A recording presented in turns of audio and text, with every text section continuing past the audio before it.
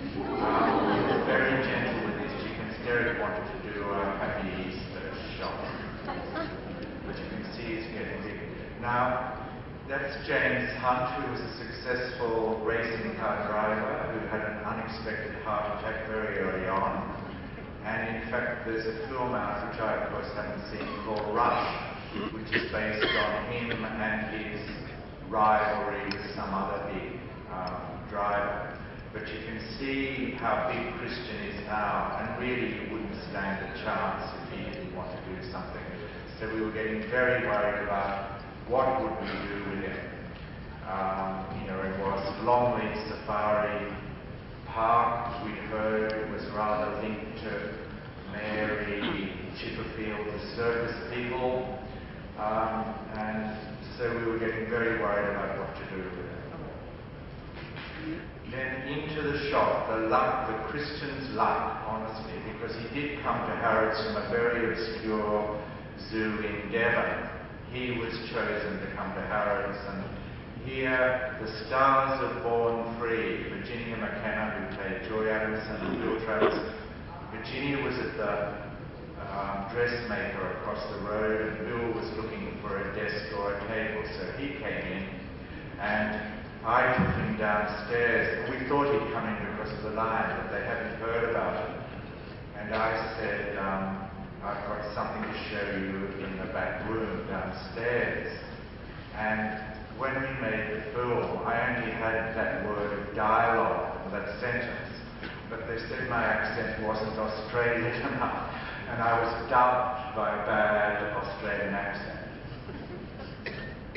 So Bill said to us, have you thought about sending him back to Africa, which is two young Australians, we were 21 and 22, we wouldn't have known how to go about it.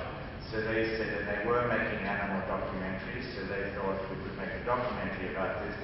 Immediately contacted George Adamson and said, there's a very beautiful lion, a refrain you could hear about Christian.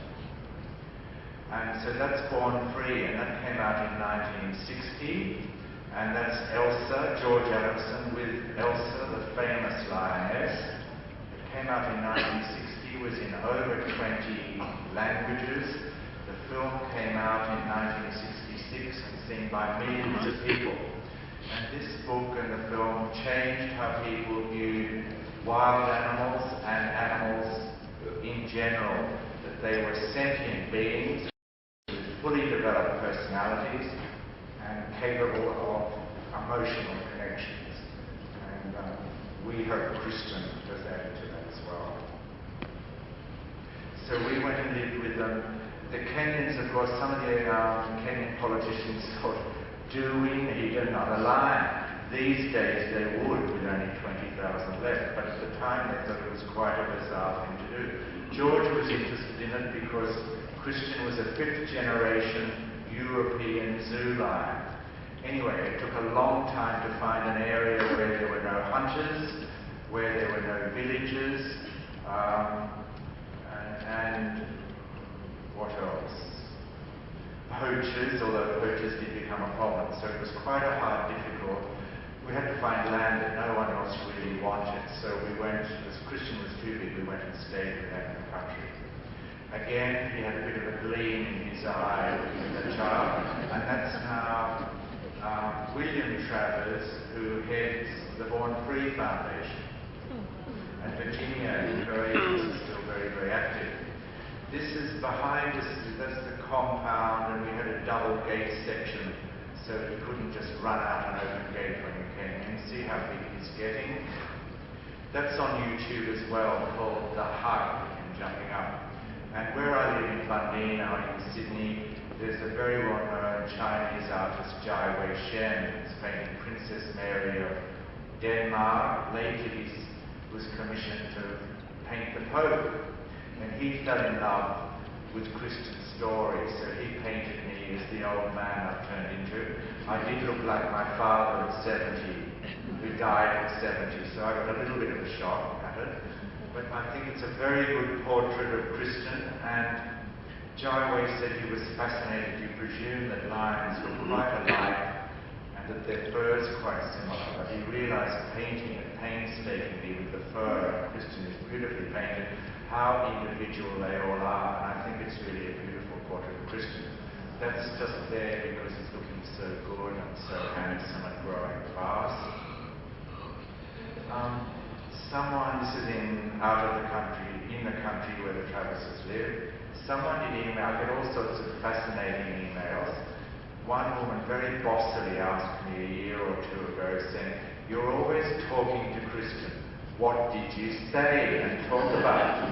That was the end of the email, not please or thank you. And I thought, what is she talking about? But I skipped through a few photographs and I saw what she meant. I'm always in his ear, telling him how beautiful he looks, or I know what you're going to do. You know, you've got your eye on X but over there, and I'm ready to grab you if you're going to take off.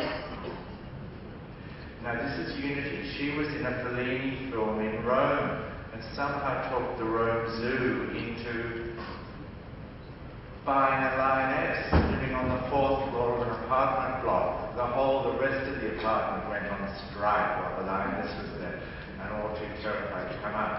And she loved Christian, and this is in the country, but she came and saw him every day in London and entertained him in the basement, and they had the most incredible communication. And he even enjoyed playing wheelbarrows with her. What sort of life is that?